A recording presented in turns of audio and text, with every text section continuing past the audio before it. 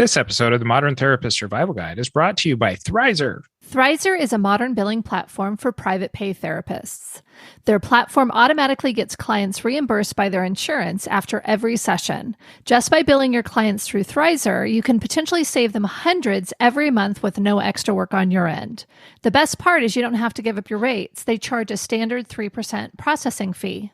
Listen at the end of the episode for more information on a special offer from Thrizer. You're listening to the Modern Therapist Survival Guide, where therapists live, breathe, and practice as human beings. To support you as a whole person and a therapist, here are your hosts, Curt and Katie Vernoy.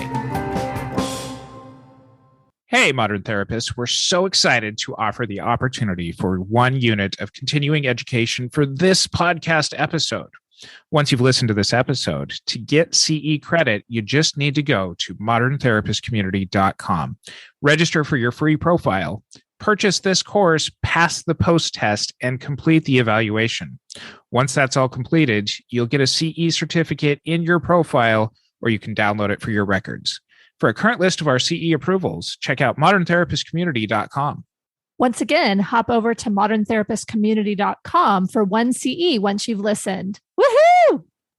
Welcome back, Modern Therapists. This is the Modern Therapist Survival Guide. I'm Curt with Katie Vernoy, and this is the podcast for therapists where we talk about the things that affect our practices, our lives, the intersections of advocacy, and even just figuring out what the hell we're doing. And this is another one of our CE-related episodes. We have come across some questions as far as in a post-Roe v. Wade overturn world, what does that mean as far as our practice goes? And we had an episode earlier on working with TMFR-related cases. We can include a link to that in our show notes. But Katie and I were talking about what about in some of the places where some of the states that have trigger abortion laws that went into effect, and especially as we overlay that with things like the Counseling Compact or practitioners who are licensed in multiple states where the laws on these things are going to vary quite a bit differently. And in the process of researching for this episode, we came across a law article that pointed out more scary things than good. Yes, and indeed. This article is called Abortion's Interoperability Trap, How the Law of Medical Records Will Facilitate Interstate Persecution of Contested Medical Procedures and What to Do About It, by Carleen Zuberzucki. I apologize if that's not how that's pronounced, but this is the article that we came across. We're going to talk about this throughout this episode, mostly in the context of working with clients who are considering abortion. This episode is also going to apply to working with transgender youth, and particularly in those states that have laws or considering laws that may very well follow a lot of the ways that some of these abortion trigger laws have been put into place. We're choosing to lean mostly to the abortion side of this discussion because those laws are already in place. What we've seen as far as some of the laws for working with transgender youth have kind of followed the form of a lot of those laws. So we're really talking about both throughout this episode here. And we do have an episode, or a couple of episodes actually, on working with trans youth, if that's an interest, and we'll add those to the show notes as well.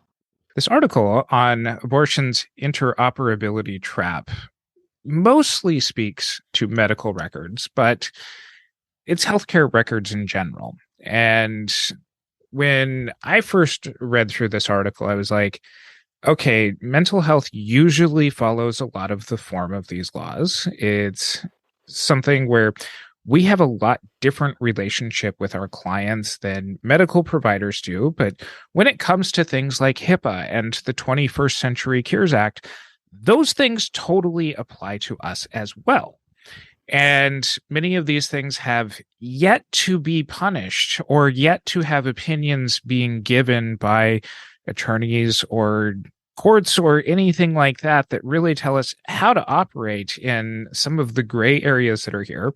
And so a lot of legal experts are anxiously awaiting somebody to get in trouble and have some opinions start being formed so that way advice can be given.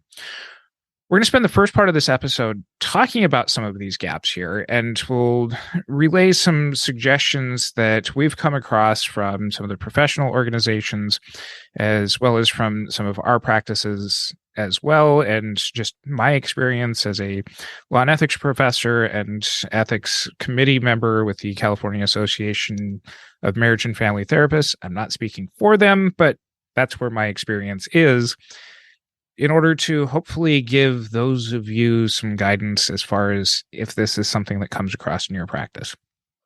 I think the thing that I want folks to know as we're heading into the meat of this episode is there are a lot of folks, Curt and I are in this place where we're in states that are not going to have any problems. But when you talk to me, Curt, about why people need to listen to this episode, one of the reasons is I may have a client that moves into a state that is different. And if I'm talking about medical decisions related to abortion or gender affirming care, and they go into that state where it's illegal and and continue forward with that process, people may ask for my records and it could impact my client. So I think for that reason, as well as people practicing across state lines with states that have different laws, and just knowing how to navigate if you're living in a state where things have become illegal or at risk or just a mess, I think it's really important to think about how you document, how you talk about it, how you set your practice up so that you can continue to have important conversations and provide the support to your clients that they need, and not have your records potentially be something that gets them in trouble in the long run. Oh, and jumping into this, one of the things that I looked at was with the counseling compact and with some of the things that have yet to be figured out about it, I overlaid the states that are already involved or very close to enacting the counseling compact with the states that had trigger laws around abortion as soon as Roe v. Wade was overturned by SCOTUS. And on that list is states like Tennessee and Mississippi, where they already have very strict abortion things that went into effect almost immediately. Other states like Florida, Kentucky, Louisiana, Utah are ones that have pending legislation or court orders to stop things that were put into effect right away. The big takeaway from this is you're going to want to talk to attorneys both before and when these situations come up, because this jurisdictional difference from state to state is wherever your client is. If you're practicing legally there, whether you're licensed in multiple states, whether you're participating in something like the Counseling Compact or PsyPact, this episode we're leaning a little bit more towards the Counseling Compact side of things, just for our continuing education audience here. But you're going to be expected to follow the laws of the jurisdiction where the client lives and is located, not necessarily where you practice or where you're residing or where your brick and mortar practice might be.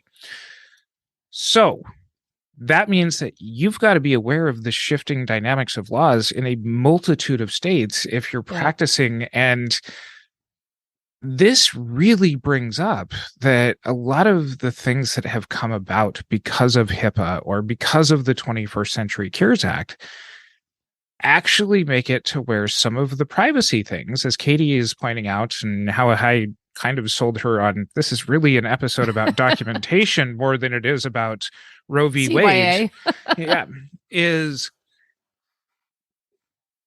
your records aren't as private as you think that they are.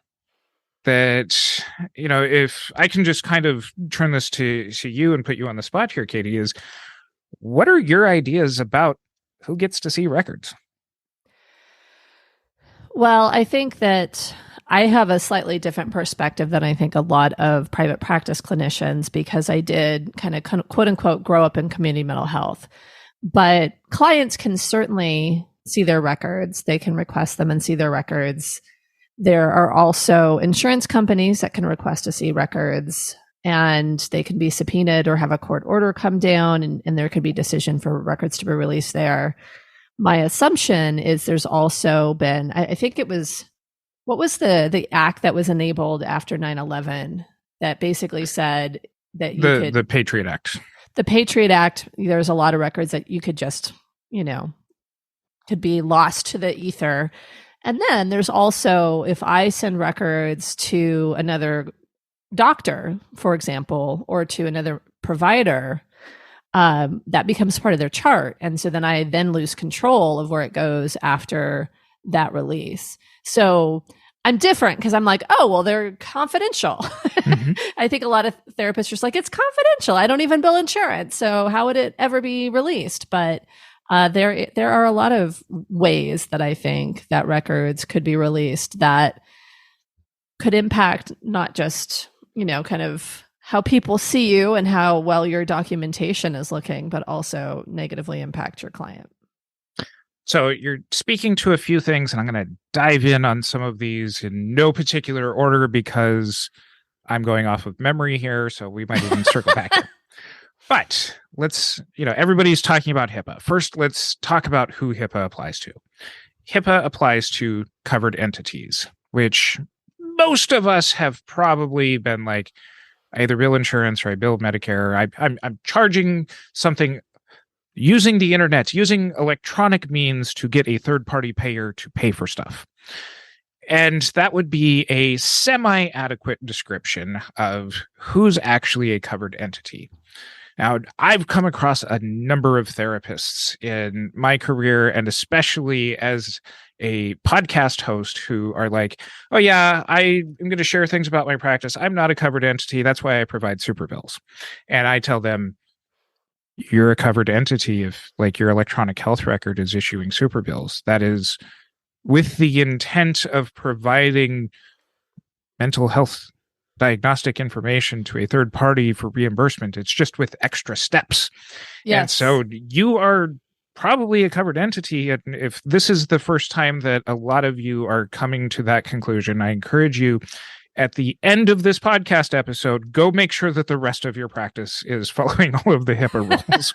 and our friends over at Person Centered Tech probably can help you with getting HIPAA compliant. So if you don't think that you're HIPAA covered, think again. Yes. Especially if you're a modern therapist, even if you aren't part of any network. Now, within HIPAA, what Katie is referring to as far as sharing information falls under the privacy rule. And this is HIPAA, which is a federal law, is basically saying provide the least amount of information that is necessary for the purpose of sharing this. So as Katie's talking about, yeah, insurance companies can ask for some of this information, diagnostics, number of treatment sessions, client progress, that kind of stuff. But within the context of asking about things like, what else are you guys talking about in session? This is where HIPAA provides us with convenient words, psychotherapy notes. Katie, quiz time. What's the difference between the psychotherapy record and the psychotherapy notes? Quiz time? Really? Okay. The 30 seconds on the clock. We'll do, $1 Million Pyramid or whatever game that you want for a quiz show here. Well, I think the short answer is I don't do psychotherapy notes because I was always told that pretty much anything you write down actually should be in the record. But the idea is psychotherapy notes are your own little notes that you put along to the side, or are those process notes? I don't remember which one's considered which one. But the record itself is the medical record information, and the notes, process notes, psychotherapy notes, are they the same thing? So what we have is we have the medical record, we have psychotherapy notes, and then we have our colloquial, just kind of field definition of process notes, which most of us use interchangeably with psychotherapy notes. Okay, so the psychotherapy record is everything but the progress notes? Yes. Okay, and then the progress notes theoretically have a little bit more protection. No, vice versa. The progress notes include things like the date of sessions, what time sessions start and end, client treatment goals, progress towards those goals, interventions used, that kind of stuff. The meat and the bones of therapy, just kind of the snapshot in time of where a client is. Okay. The psychotherapy notes are generally considered to be other things that a therapist might write down that don't include the things that are in the progress notes. So if you're putting things in your psychotherapy notes that are actually progress notes, congratulations, you've just written 2 progress notes. So, but the idea, just so we don't get too far ahead of what everybody else is thinking about right now, the psychotherapy notes, or what I had been told were quote unquote process notes. So the psychotherapy notes are things that go into more your case conceptualization, maybe psychodynamic, psychobabble.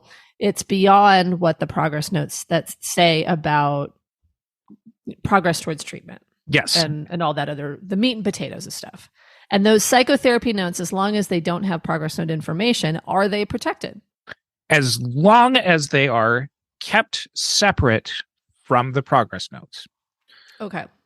So if you have an electronic health system that has a portion that says progress note and a portion that says psychotherapy note, those are, I don't know, kept on 2 different servers in the cloud. I don't know how the back end of internet works on those kinds of things. But in old school terms, it would be having them in 2 separate file cabinets. They need to be kept separate. If they're kept together, then they all fall under progress notes. So even if you have like a psychotherapy notes folder that you pull out and you put back into the main chart, that is not separate enough. I would keep them more separate than that. All right. Okay. HIPAA makes this definition different, that there is a thing called psychotherapy notes. Most states don't have the same separation of there's progress notes and there's psychotherapy notes. And where this gets into a little bit more of a thought process, especially as we start considering providing services and, in worst case scenarios, getting subpoenas from other states, is when you get subpoenas that ask for medical records. Because HIPAA at a national level, at a federal level, says, all right, therapist, medical provider, therapist, you're probably going to have some musings. Those things can be kept separate to keep you on track than what's in the records. That makes sense. And those are actually your own private property that the patient cannot access. We'll come back to that point. Okay. State laws don't make this distinction. Now, Texas gets to be the big bad guy in this situation because don't they get to be the big bad guy in a lot of situations? Your words, not mine. All right. I'm not messing with Texas. Texans. But Texas gets to be the big bad guy in this situation because they have famously or infamously put forth legislation that not only allows for civil lawsuits by any member of any person in Texas to go after people who aid and abet people seeking abortions, whether it's the bounty law. Yes. Now that bounty law includes people who are out of state. Mm-hmm. So those of you who don't live in Texas, pay attention, because if you're seeing clients who are in Texas, then you are potentially going to be in a situation where theoretically, depending on how your session goes, could be considered aiding and abetting a client in seeking an abortion. Now, short of just not providing mental health treatment to anybody in Texas, which one of our lawyer friends advised us off the record, is this potential that if a case was to come up, that a subpoena could show up at your door from the good old state of Texas saying, we believe that you're aiding and abetting. We want all of your records. And that's because it's not a medical situation. It's not a HIPAA situation. It's all records because it's civil. Is that what you're leaning? I would, even my little handwritten notes would be part of this thing. Now, I have been told by a number of people incorrectly that psychotherapy notes should only ever be accessed by the person writing the notes. Mm-hmm. Now, it stands, and this is under a faulty understanding of what psychotherapy notes are under HIPAA. Now, HIPAA has a plain language law that says that the psychotherapy notes cannot be accessed by the patient. Okay. If you're not connecting lines yet, there are things that you've even said in this podcast already yourself that means that other people can access these records, but the patient can't. And this is also spoken to in the law article that we referenced at the top of the episode, which means all of the good intentions of things like HIPAA, of things like the 21st Century Cures Act that are supposed to make it to where information flows more readily between providers means that patients don't necessarily have all of the privacy and control over the things that are being written down about their services. Now, in prepping for this episode a little bit, some of the musings that we had was, well, if these discussions were to come up, if a client in session's like, hey, I'm in one of these trigger states, Curt, Katie, you're lucky. You're in one of those blue safe haven states, one of those states that has passed a protection law that if a subpoena from Texas comes after you, your state says, no, we are protecting our providers here. You can't come after us, Texas. Yes. Katie, you mentioned that earlier. You and I are protected. Other states like Connecticut, Arizona's got some things in the makings that are, if they're not passed, they're at least introduced at the time of recording this episode. But those of you who aren't in one of those safe haven states might be in a little bit of a difficult situation here because I was thinking pickle. Pickle. Would they be in a little bit of a pickle? Little bit of a pickle. Don't take advice from a podcast for therapists at that point. Contact your attorney, but these are things that you want to keep in mind ahead of time, is that you can't just keep two sets of books, two sets of records that one is progress notes that wink, wink, don't necessarily talk about things, but you jot down everything else that you're talking about in your process notes or psychotherapy notes, because there are a multitude of places that this information can be shared without the client's consent. As Katie mentioned towards the top of the episode here, one is in the course of treatment or in transferring a client to another therapist, even out of state. If there's a records request and your client's like, yeah, sure, go ahead and send all the records. If that includes the psychotherapy notes, then you no longer control what's in that record either. And depending on the therapist that you're sharing it with, they may pass on that information, which can eventually circle back to you. And if you have been aiding and abetting, you could be held liable. So, okay, so this is why we're all freaked out, is because there's a lot of what ifs, and we don't know when our client is going to have to move to Texas. Mm-hmm. And so I think there's that piece. But to me, when you're talking about this, part of this is making sure that you're not aiding abetting. Part of it's making sure that you're actually documenting appropriately, that you're not aiding and abetting, and that you're not putting stuff in the notes or the psychotherapy notes that would potentially get you or your client in trouble. And it keeps coming to me that maybe we just shouldn't have psychotherapy notes because there's a lot of wiggliness around them that make it hard to know if they're truly protected. Well, and that's ultimately going to be probably our recommendation here. But I'm going to give just another example here of other situations where your psychotherapy notes are not as protected as you might think that they are. And this goes to a case called Evanston versus Hartford Life and Annuity Insurance Company.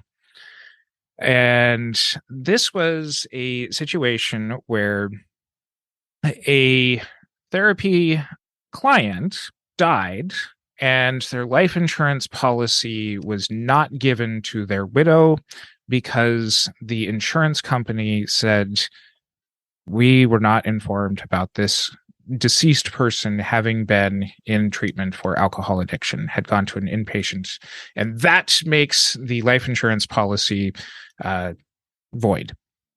In the course of this case, the therapist was subpoenaed for records and released progress notes, which, under the advice of attorneys, that's what you have to do. That's what you have to do.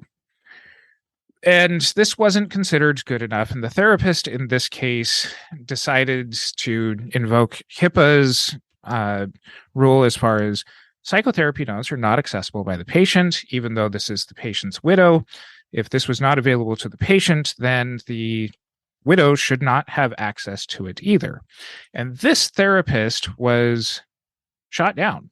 So in the interpretation of this, the court ruled that in the plaintext language of HIPAA, that psychotherapy notes are not accessible by the individual that the notes are about. Therefore, other people may access them when a subpoena requests all records. Mm-hmm. So if you have further advice here is, even in death, your records might actually be more accessible. Your records about a client might actually be more accessible to the people taking over their estate than it actually even was to the client. So if you don't need more evidence to not have psychotherapy notes on top of your progress notes, here's more. That makes sense to me. And that's, I think, a reason that I don't do psychotherapy notes, because to me, if I can translate my case conceptualization and the things I'm doing into the actual chart, it's all in one place. It feels very clean. And other things, I might have musings, I might have other things, but those things shift into an actual progress note so that it is official record. I recognize it as official record, and any work in process is then shredded and off it goes. It's not a record. Does that make sense? Mm-hmm. Am I doing it right? Yes. Okay. So don't keep psychotherapy notes if at all possible. They're not protected. Step one. Okay. You also keep saying don't aid and abet, and you also are talking about, kind of documentation and how we should actually document. Because we've said, okay, don't keep psychotherapy notes, but what do we actually include in our progress notes?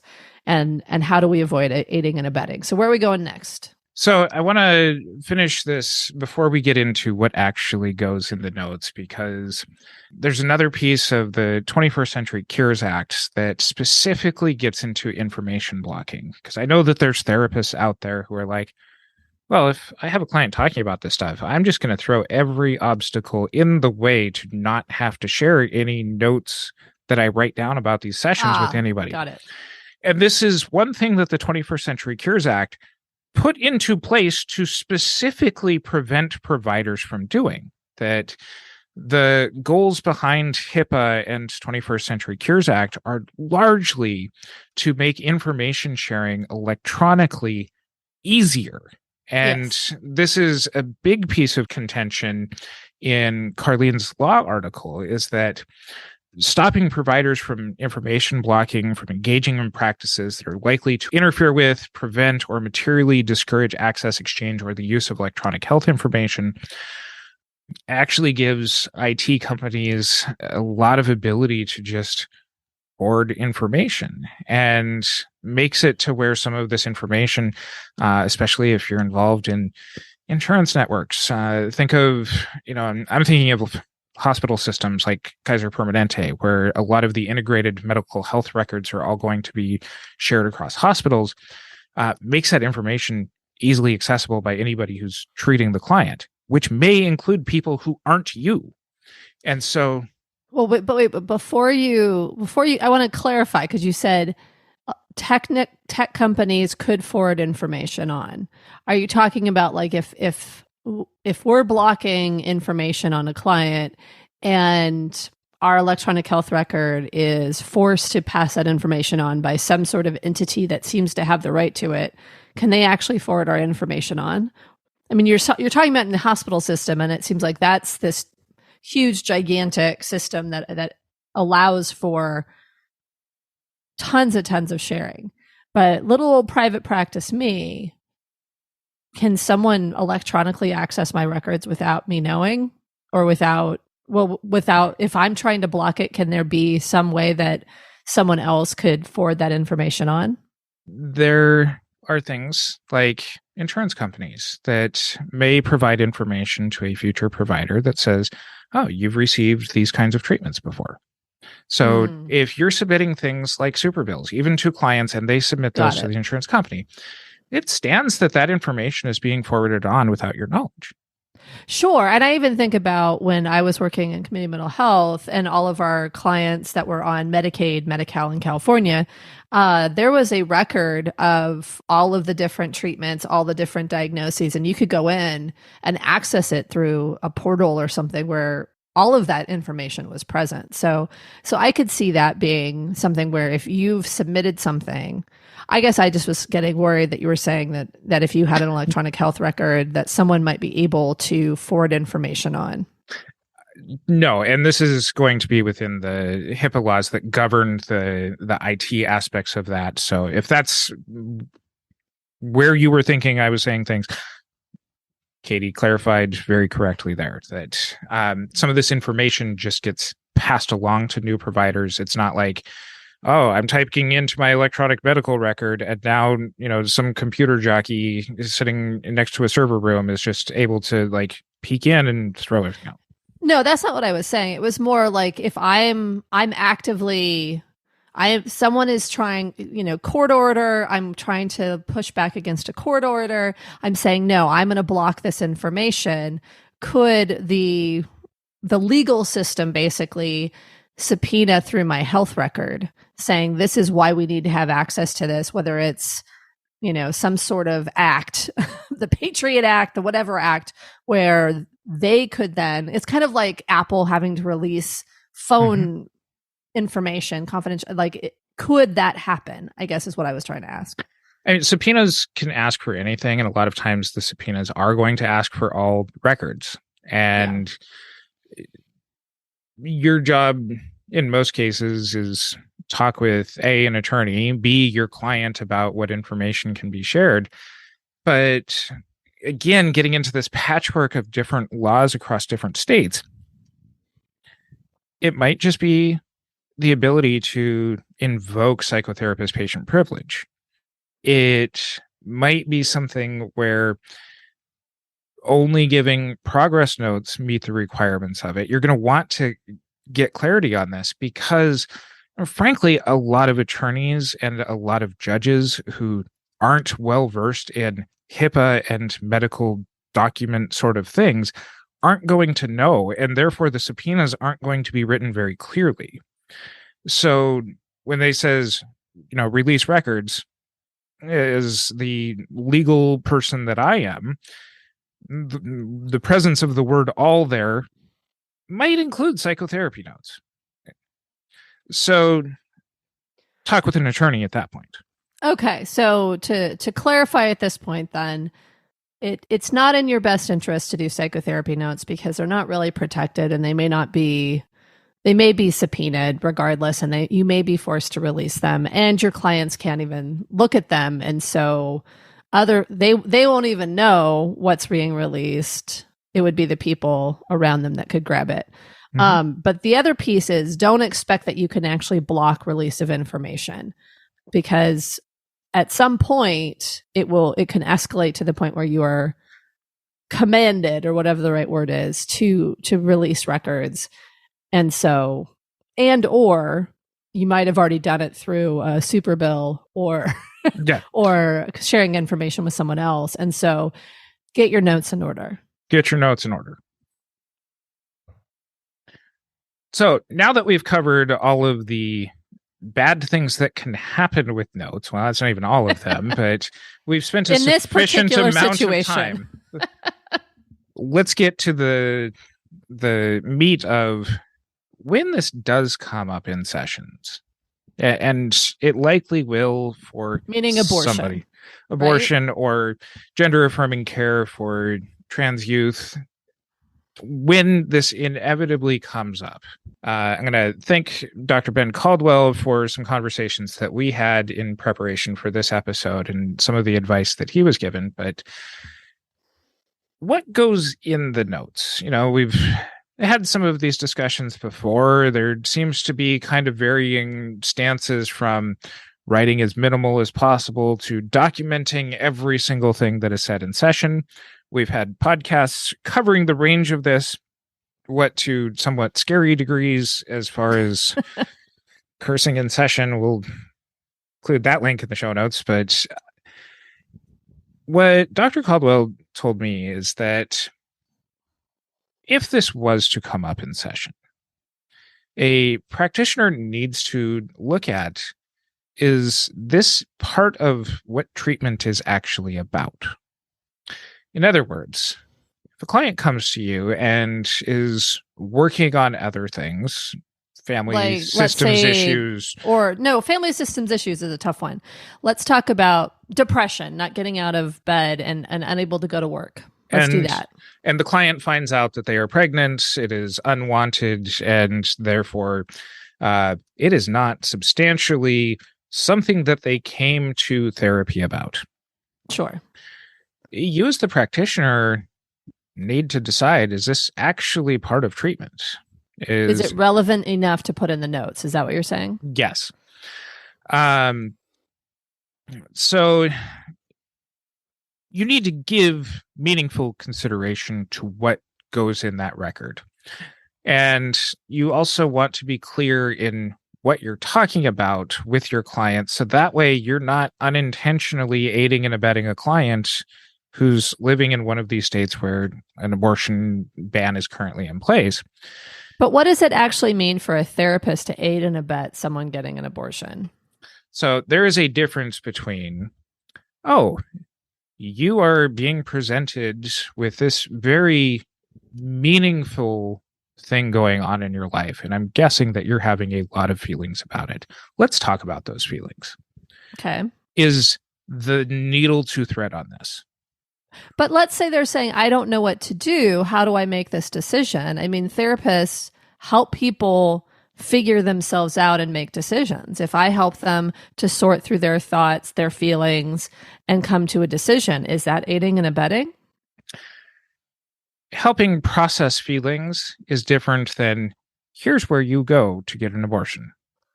Here's how you can get there. Here's the stories that you can tell. Yeah, exactly. Those would be things like aiding and abetting.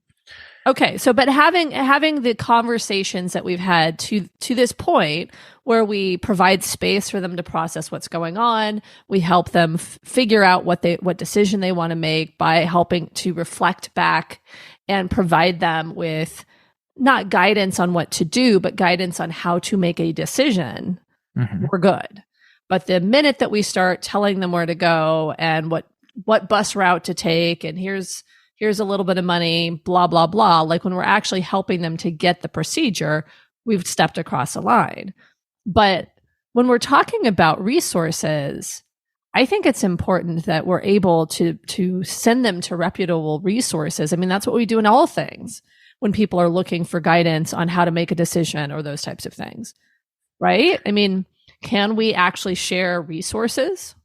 So specific to Dr. Caldwell, I'm going to attribute this to him. It's one thing to discuss with a client the mental health needs and stressors that come with an unplanned pregnancy. It's another to encourage or empower the client to seek and obtain an abortion. Okay. So this is where I know that a lot of our modern therapist community, a lot of our listeners here are on the social justice side of things. We have a lot of, strong beliefs and things. Many people are frankly just absolutely pissed off about, Roe v. Wade being overturned. Sure.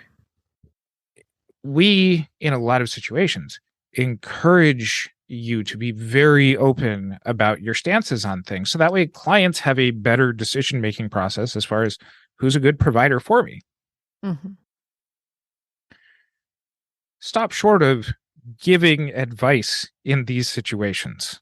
And there's an APA article that we'll include in the show notes, the American Psychological Association, on kind of some really good pointers as far as navigating some of this. And it starts with having a policy that is included in your informed consent as far as how you'll talk about medical procedures, whether it includes abortion, whether it includes gender affirming care, or other medical things, is to have just a blanket policy to start with. As far as my role is to talk about the emotional processes involved in decision making, but I don't have the background or give advice on what kinds of medical procedures you should get or how you should obtain them. I think you're saying the same thing that I'm saying. I think it just gets hard because in a vacuum, it sounds easy to do that. In reality, someone's coming to you at a really challenging time of their life and saying, what should I do? What should I do? I don't know what to do. And I think you get them to a place of self-empowerment, but they may need resources to understand what their options are. They may need resources to get to where they want to go. I mean, if someone says, I'm going to get an abortion, I don't know what to do, I'm not going to say, sorry, I can't help you.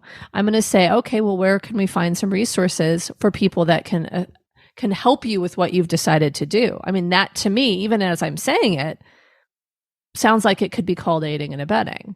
Right? I mean, I think this is where people get really concerned, is that when I start thinking about my actual real life clients and what they may be asking from me, and in this time of need, I'm saying, nope, I got to stop right there because I'm a therapist and I don't want to get in trouble. I don't want a bounty from Texas on my head. I think it becomes really hard. And so to me, I think as long as I'm not driving them to the clinic, I'm not giving them money, I'm not telling them to get an abortion, I feel like I'm safe. But it seems like you're purposely not agreeing with me on that. Like you're saying it's a little bit more nuanced than that. So once again, to things that Dr. Caldwell told me, this doesn't mean that you should fail to provide or fail to make note of providing referrals appropriate to the client's clinical needs. It just needs to be clear that those referrals are indeed consistent with the client's needs and were provided at the client's request. Ah, okay. Now, I, Dr. Caldwell, you, none of us are attorneys. And not even a little bit. You should talk with an attorney and not just take our advice as gospel at this point, because nobody's been tried. Nobody's been, subpoenaed on this yet. No, the consequences of this haven't been put into place yet. The APA article that we're referring to here tends to believe from their legal department that the odds of this happening to therapists is going to be extremely small, that it's a lot harder to prove things as far as being said in session. You brought up the question earlier as far as who's going to know in some of these things. Don't rely on who's going to know as a defense against something that we don't know yet. Well, you said that out of context because we talked about that before we were recording. I think that the thing that I was saying earlier is that unless the client says, well, I told my therapist and they didn't do these things, it's very hard to say oh, well, the therapist knew and therefore they should be in trouble. But it was actually in context to the documentation and also another thing that we're planning to talk about, which is duty to warn and reporting child abuse. And so I want to make sure that we're kind of talking about this in a way that makes sense. But to me, in the practice of it, what I'm hearing is do your best to kind of thread the needle and kind of keep doing what we're doing. We're not supposed to be generally, I know that there are times when people might step across this, but generally we're not driving clients to a clinic for a medical procedure as private practice clinicians. Now, I think about community mental health, they probably are going to have policies and decision making in that regard. But for most of us, I think we're not going to be traditionally aiding and abetting, and the conversations we have in sessions are hopefully not pushing someone towards a particular decision, as we talked about in the TFMR episode. This is someone's decision and they need to be making it. You can't be pushing it one way or the other for mental health reasons, much less aiding and abetting reasons. But before we move into kind of what we document and these other potential responsibilities, Is there anything within practice that we need to also pay attention to? Because I feel like we're saying just do good therapy and you won't get into trouble for aiding and abetting a client. Like, don't tell someone to get an abortion. Help them make a decision what they want to do and process the feelings around it. Is that correct? Is there anything else? So from the APA article, they say, for example, referring a patient to a specific clinic for an abortion or helping them make an appointment may create a somewhat stronger argument that you assisted them. You shouldn't provide a patient with transportation or financial assistance. We've covered that. Okay. Yes. The APA article goes on to say that stepping outside of your normal professional role with patients may create issues with your malpractice coverage, which generally covers you from claims arising and acting as the therapist in this role. So really what we're talking about is how risky is it to talk with patients about the mental health implications? And like you're pointing out, much. Not really. Like if you're talking about the mental health issues, like this is one area where, all right, most clients have heard of this little company called Google that can have better lawyers than any of us as individual practitioners, that you're not going to, give those, strong things, even if it is strongly something that you hold on to, we're not going to give those strong referrals of like, go to this place for these things. Yeah, they do really good abortions over there. You should go over there. So as long as you don't, kind of point them at a specific clinic or, do something that's going to be very specific, you allow them, you maybe give them some high level resources, but you allow them to do the footwork, you're probably fine. Yeah. Speaking of that APA article though, there's a couple of points I want to address in there because I think you briefly said have a policy on how you discuss things. And I think that goes into documentation. But the APA article also says, don't let clients know what your beliefs are about the Roe v. Wade being overturned. And I strongly disagree on that. I think that clients need to know where we stand or they won't bring it up to us. And there's also this whole thing where right after Roe was overturned, people started saying, don't tell your therapist about blah, blah, blah, blah. Like there was huge amounts of things where it was like, don't tell your medical providers you're pregnant. Don't tell your therapist you're pregnant. Like don't do anything that's going to potentially show up in a medical record. And so to me, I want to talk a little bit about, first off, how do we let clients know we're safe without pushing the conversation too far? And then the other thing is, how do we make sure our documentation doesn't bite our clients in the ass? I also disagree with the APA's stance on this.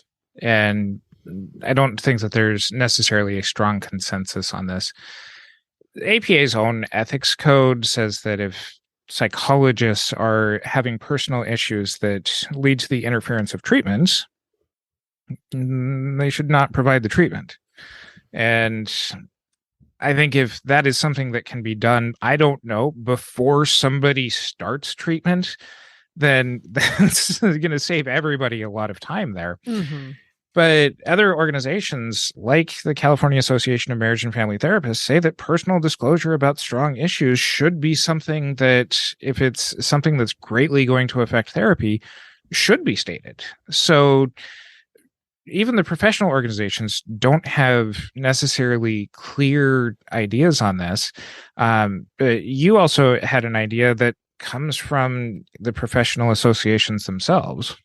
Yeah, I think for me, if I was in a state that had trigger laws or a lack of clarity, if I wasn't in a safe haven law, and if I start practicing across state lines, I'll do this. But I think having a part of your website that has kind of statements and different things that allow people to see what your beliefs are, and especially because I think at this point, and correct me if I'm wrong, Curt, but I think all professional associations in mental health, or many of them, at least the big ones, the big national ones, have made statements kind of denouncing the overturn of Roe v. Wade or affirming a woman's right to choose. So I think even taking and saying, I am a marriage and family therapist or a counselor or a social worker or a psychologist, and this is what my professional association says, I am in agreement with this, and even a safe space thing, something like that. I don't think you need to bring your personal opinions into the room, because there might be some clients where they have different opinions. And this goes back to don't tell your client what to do. But I think for clients who are very worried and don't know where you stand and think, okay, here is someone that may report me, I think we need to make it clear that we're not going to, if we're not going to. Mm-hmm. And so I don't agree that we don't let anybody know, but I think as far as what goes into the room, I think it's important that that's a client by client basis in my mind. Mm-hmm. To answer your second question, what do you talk about? You talk about treatment goals. You make decisions with your client on whether or not this is treatment goals. In other words, you do good therapy. And you document the good therapy. Yes. And you measure progress as you would measure any other emotional progress on this, as far as, reducing stress, feelings of anxiety, feelings of, depression. And, you are going to thread that needle that we recommend here. You're going to stop short of it. The APA article says that, having a policy of keeping things as far as medical decision making is a fair way to document. It's going to have to take some sleuthing by an attorney who would be coming after you after subpoenas and all that kind of stuff. But those all seem to be good practice-based decisions. So just to clarify and make sure that we're on the same page, generally you document as you normally would. But when you're getting into some of these more sensitive pieces of information, the idea is that you have a policy outside of, like, that's a broad sweeping policy for all clients for how you operate, which is how you talk about and document medical decision making and or family life choices. There was a lot of different I think they said medical decision making and family issues or something were the suggested little cliche phrases that they had in the APA article. I've also said on the podcast before, life choices. I mean, there's different things like that. But if you have a policy for how you operate, that protects you if there is some sort of a complaint against you. But within the record, you're only writing medical decision making or medical decisions. It could be family issues or something like that. But as long as you know what you're writing about, it's in line with your policy on how you document and treat around those issues, you're kind of in the clear. And so the thing that you and I had gone back and forth with, and there's a little bit about this in the APA article, is if you're trying to protect yourself, going deeply into how you talk to a client about abortion and what you did and didn't do is an option, but that actually doesn't protect your client. And it kind of protects you if your records are, if someone's coming after you, like with the whole bounty laws, but it still makes it very clear that you're talking about abortion anyway. Mm-hmm. And so I like this idea of being a little less specific in your notes, but having a policy that describes the types of things you're talking about when you say medical decisions. Yes. Okay. To add one more topic to this whole discussion is duty to warn. And child abuse reporting. And child abuse reporting. And this is where so far the responses that we've seen have been kind of a, we don't know, hands thrown up in the air for those of you who can't see me on the podcast. But there's a Medium article, an article from medium.com. It's not a large article. It's not a small article. It's a medium.com article. And this was written by Monica Sudakov in July 2022. And Monica called some of the states where some of these trigger laws went into effect, and specifically around duty to warn. And most states seemed to largely ignore Monica, but a couple... That's too bad. Poor Monica. a couple of states said that they had no information at that time. That included Oklahoma and Missouri. Texas pointed her to a law library for some more detailed information and gave this following statement. The language of the law itself is not specific as to abortion. It states that a professional may disclose confidential information only to medical, mental health, or law enforcement personnel if the professional determines that there is a probability of imminent physical injury by the patient, to the patient or others, or there is a probability of immediate mental or emotional injury to the patient. It does not go into detail about what imminent physical injury would mean in terms of abortion. In cases like this, where the law is vague or unclear with regards to a specific topic, it usually needs to be interpreted by the courts. The Texas Attorney General could also issue an opinion stating how the law should be interpreted and applied. Until then, its precise meaning and application are unclear. End quote. Monica says that this person did include that this Texas law is permissive rather than mandatory, meaning that mental health professionals may report rather than shall or must report. And that is a difference that you should know depending on which jurisdictions that you're practicing in. Okay. So I think the thing I'm taking away, just for folks that haven't put two and two together, the duty to warn is potentially if a fetus is determined to have personhood and abortion is murder, then someone theoretically would need to have a duty to warn. I don't know, maybe the fetus and the police, but there's a duty to warn. I'm just imagining a telehealth session of like, all right, I'm going to need you to put your computer speakers down to your uterus, and I need to to warn the fetus that yes. But the duty to warn issue, I think, is one that's very interesting because what you just described, if I'm actually hearing this correctly, because Texas is permissive on duty to warn and is also most likely to have this, kind of abortion as murder situation, you actually still don't have to report it because it's permissive. Therapists aren't required to protect other people in Texas. Is that right? Well, the takeaway of this is there's no clarity. And until somebody provides clarity, like an attorney general who's going to give specifics of like, this is how this is going to be enforced. And usually those are some sort of policy paper or official record.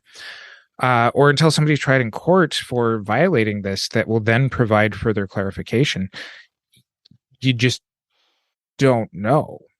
And, this is where I also know of states like Louisiana that have pending legislation that will classify abortion as murder. So Texas isn't even the most likely at this point if that legislation does go into effect. So in the APA article, what they did say is that some states have redefined personhood to include an unborn child and have enacted fetal homicide laws.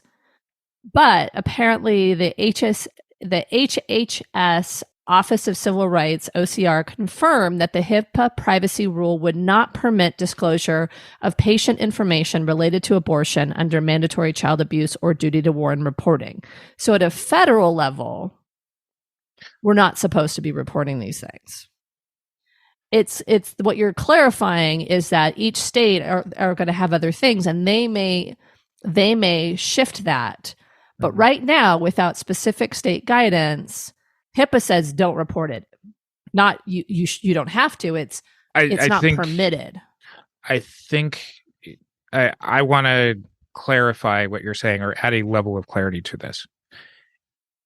HIPAA is the default level. Most states are going to have stronger requirements for therapists, including what mandated reports need to happen.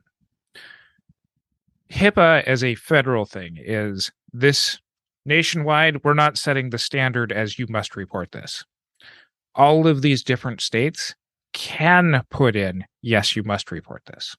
And that's the point of knowing the jurisdictional laws of where you're practicing, is because don't take away, well, HIPAA says I don't have to, therefore I don't have to. No, HIPAA says you don't have to. Now look at, and where's the client? Because that place might say that you have to. Well, I mean, can state laws basically say HIPAA says I am not allowed, I am not permitted to disclose this information, and the states can be like, nope, you have to report that. You have to disclose that information.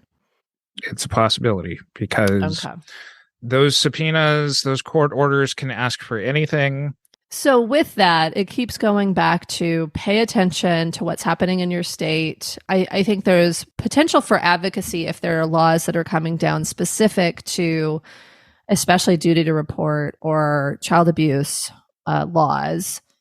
Because I think if those start getting connected to abortion, that's very interesting, but almost certainly, and I think it already has for gender affirming care, where these may be actual reports that are required in some states, right? So a couple of places of advocacy to really consider on this. Some are going to be at the state level, and some of these are going to be at the federal level. My prediction at this point is that the federal one's going to be a big lift because we're not going to recognize just how bad this is until it actually starts happening to providers. And, just being the prognosticator of prognosticators is it's likely going to happen to medical providers first, and we need to be ready to jump in with some of the documentation stuff that also applies to mental health professionals. That since we get grouped into that by things like HHS, OCR, who oversee HIPAA sort of things, that's where I think the federal advocacy is going to be. It's not necessarily likely going to be led by the mental health professional organizations. But before you go on, so if we're saying that it will likely happen to the medical providers, what will likely happen? Like, are they going to... Some of this information sharing sort of thing that is outside of clients' control needs to be clarified within... I mean, this is rewriting HIPAA, and this is rewriting the 21st Century Cures Act to actually give patients more protections as far as some of their information, so that way they have some rights to... not having certain information shared, and especially when it comes to, I can have my documents, but if I give my documents over to somebody else, then the patient, it's feathers blowing in the wind or leaves blowing in the wind that there's just no control over. So it's rewriting HIPAA to have some more protection for this sensitive, potentially dangerous information, and having that happen at a federal level because of the interstate stuff. Okay, so that's that piece. But when we're talking about local advocacy, a lot of folks work with folks across state lines, but a lot of folks work just within the state where they practice or where they're licensed. For those states that have anti-abortion trigger laws or even laws around gender affirming care for youth and those types of things, or there is a threat of those things happening, it seems like local advocacy around either definitions or documentation or privacy, like all of those things would be really important to pay attention to for our modern therapists that like to be involved here. And I would also encourage you to talk with lawmakers about writing and enacting some of these safe haven laws for providers, so that way there's some immunity to out-of-state subpoenas when it comes to some of these bounty hunting sort of things. Sounds good. And Connecticut and California, I know, are just two states that have these things in place.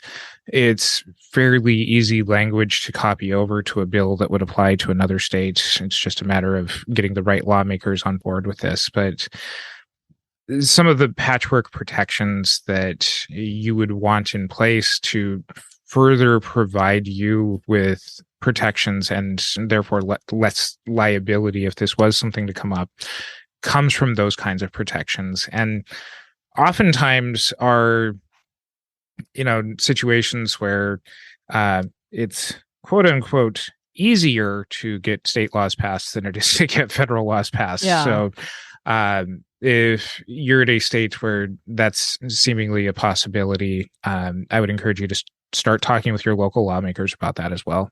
And we're back to advocacy to try to protect our clients. And really protect yourselves. Yeah. And the extension of the protection of yourselves does help with client care. So do good therapy, do good documentation, make the world a better place, treat clients where they're at, and consult with your attorneys or your professional associations and make sure you understand what's happening in any place that you are practicing. Mm-hmm. So follow the directions to get continuing education if that's something that you are doing. It helps us continue to do the wonderful things that we're doing when you support us by getting your education from episodes like this. And you can always join our Patreon. That's another way to support us. And we give some cool stuff to patrons every so often. So be there for that. Follow us on our social media and become a member of our Modern Therapist Facebook group. It continues some of these conversations. And we'll include our references over at mtsgpodcast.com. And until next time, I'm Curt Whithelm with Katie Vernoy. Thanks again to our sponsor, Thrizer. Thrizer is a new billing platform for therapists that was built on the belief that therapy should be accessible and clinicians should earn what they are worth. Every time you bill a client through Thrizer, an insurance claim is automatically generated and sent directly to the client's insurance.